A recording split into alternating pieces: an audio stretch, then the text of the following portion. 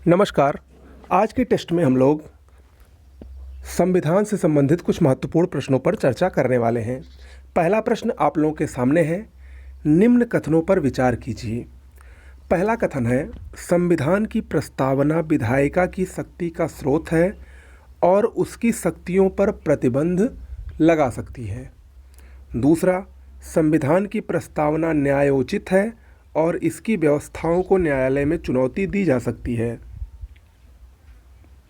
दोनों कथनों में से आपको सही कथन का चुनाव नीचे दिए गए कूट से करना है।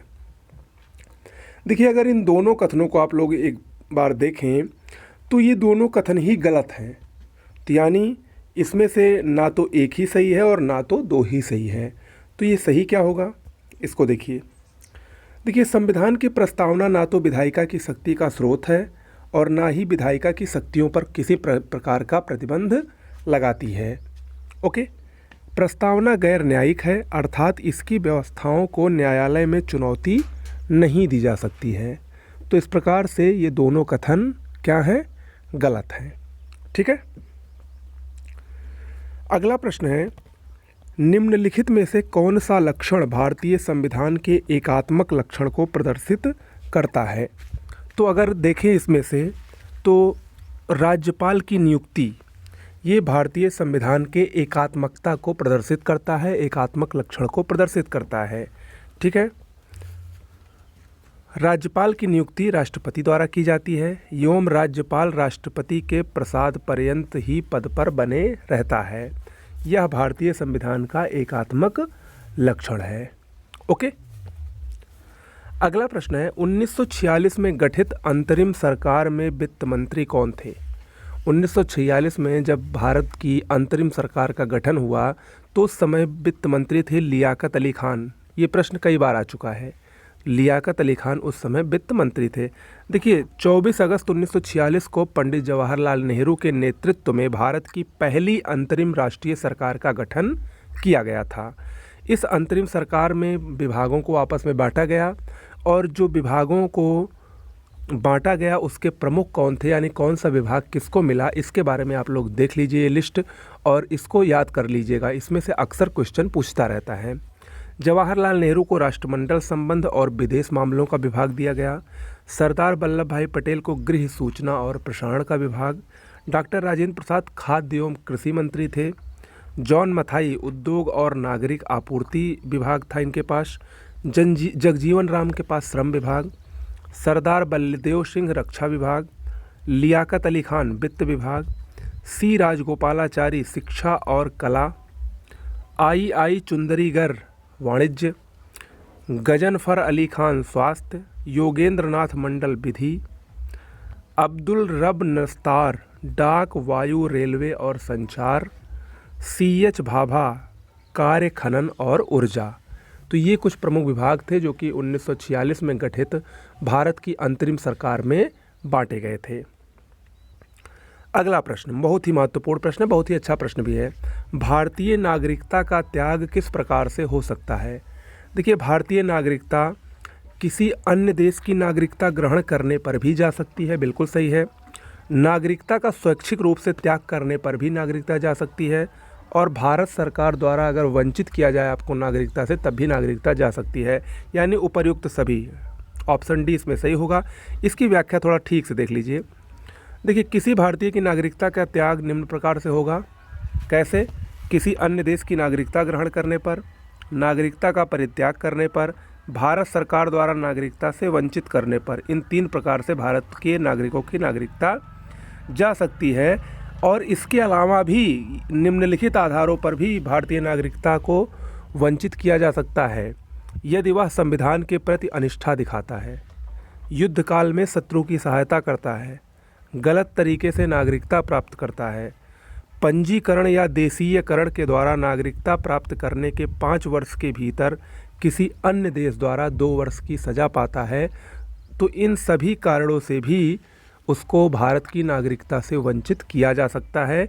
ये बहुत ही महत्वपूर्ण है, याद रखिएगा। इसको आप फिर से देख लीजिए या तो नोट डाउन कर लीजिए।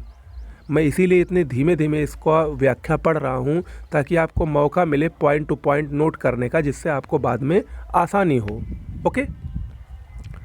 अगला प्रश्न है, सर्वाधिक विधानसभा सदस्य संख्या वाले शीर्ष राज्यों का सही अवरोही क्रम क्या होगा? अवरोही यानी बढ़ते से घटते क्रम में कहाँ सबसे ज़्यादा विधानसभा सदस्य हैं? तो इसमें देखिए उत्तर प्रदेश तो सभी में है, तो सब आपको पता है कि पूरे भारत में सबसे ज़्यादा विधानसभा सदस्यों वाला राज्य उत्तर प्रदेश ही है। तो उत्तर प्रदेश नंबर 1 पर है, फिर पश्चिम बंगाल, फिर महाराष्ट्र, फिर बिहार, यानी ऑप्शन ए सही होगा। अब किस राज्य में कितने विधानसभा सदस्य हैं इसको देखिए। उत्तर प्रदेश 403 विधानसभा सदस्यों वाला राज्य है, पश्चिम बंगाल 294, महाराष्ट्र 288 और बिहार 243। ओके। अगला प्रश्न, भारत के सर्वोच्च न्यायालय के कार्यवाहक मुख्य न्यायाधीश की नियुक्ति कौन करता है?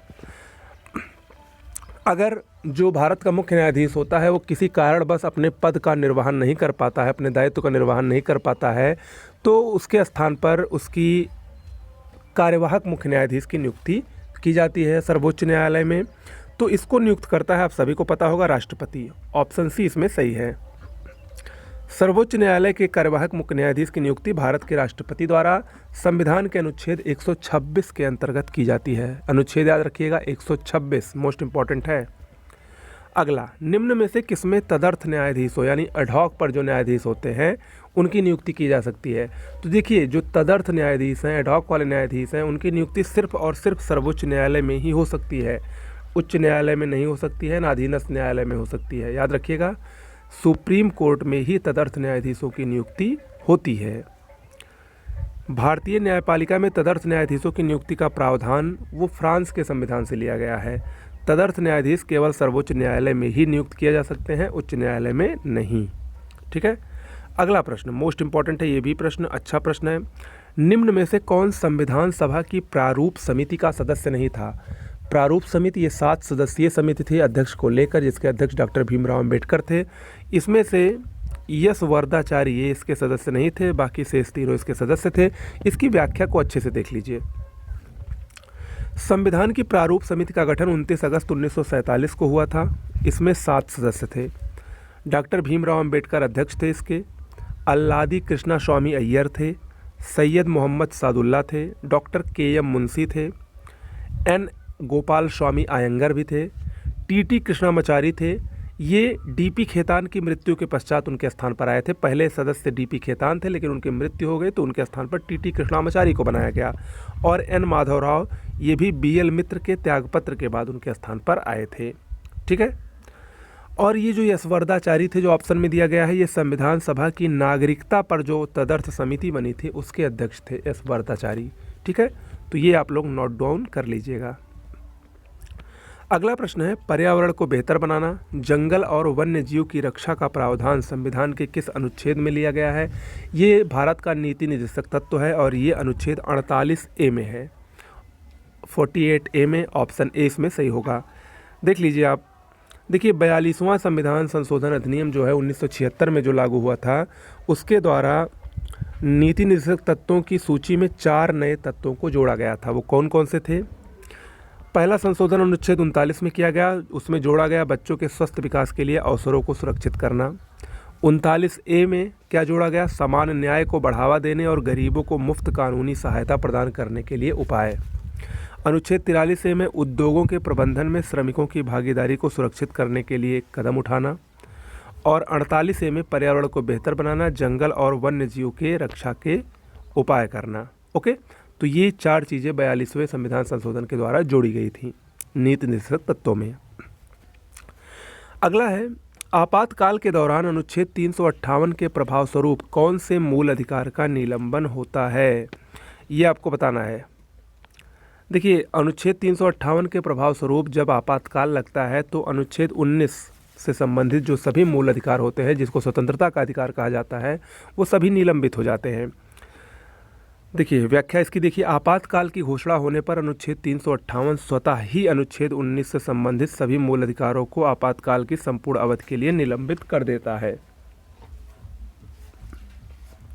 आपातकाल के समय अनुच्छेद 359 के तहत उन मूल अधिकारों का निलंबन किया जाता है जिनके निलंबन के लिए राष्ट्रपति आदेश देता है। लेकिन इन दोनों परिस्थितियों में याद रखिएगा, अनुच्छेद 20 और अनुच्छेद 21 के जो मूल अधिकार हैं वो कभी नहीं खत्म होते हैं, वो कभी नहीं निलंबित होते हैं। ठीक है, अनुच्छेद 20 और 21 से संबंधित जो मूल अधिकार हैं वो आपातकाल की स्थिति में भी निलंबित नहीं किए जा सकते, साफ साफ लिखा है, तो इसको याद रखिएगा। ठीक है। अगला प्रश्न, निम्न में से किस अधिनियम के द्वारा भारत में दास प्रथा को विधि विरुद्ध घोषित किया गया था? देखिए, भारत में दास प्रथा का अंत चार्टर एक्ट 1833 के द्वारा हुआ था। ओके, चार्टर एक्ट 1833 के द्वारा भारत में दास प्रथा को विधि विरुद्ध घोषित किया गया और 1843 में उस समय वायसराय लॉर्ड एलनबरो था, बहुत बार पूछा गया है, लॉर्ड एलनबरो ने दास प्रथा को समाप्त कर दिया 1843 में। ओके, तो आज के लिए इतना ही। इसमें कुल 11 प्रश्न थे, आपके कितने सही हुए हैं ये ज़रूर बताइएगा। मिलते हैं अगले वीडियो में। नमस्कार।